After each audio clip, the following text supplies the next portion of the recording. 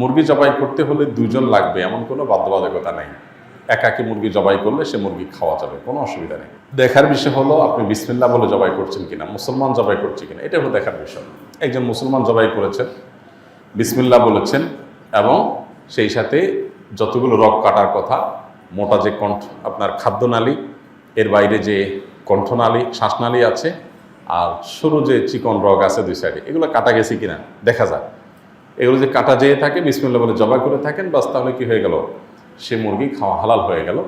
এটা কি মহিলা জবাই করছে না পুরুষ জবাই করছে, ভাই বোন জবাই করছে কিনা, জবাই করার সময় ওযু ছিল কিনা, দুইজনে করলো না একজনে করলো, এগুলা কোনোটাই আসলে এই মুরগির হালাল বা হারাম হওয়া, খাওয়া বা না খাওয়ার সাথে, বা খাওয়া যাওয়া খেতে পারা বা না খেতে পারার সাথে কোনো সম্পর্ক নাই।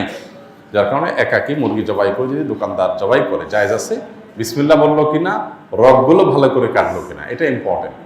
আপনি কোনো রকম একটা পোস্ট দিয়ে দিলে, ভালো করে সবগুলো রগ কাটলো না, তাহলে জায়েজ হবে না।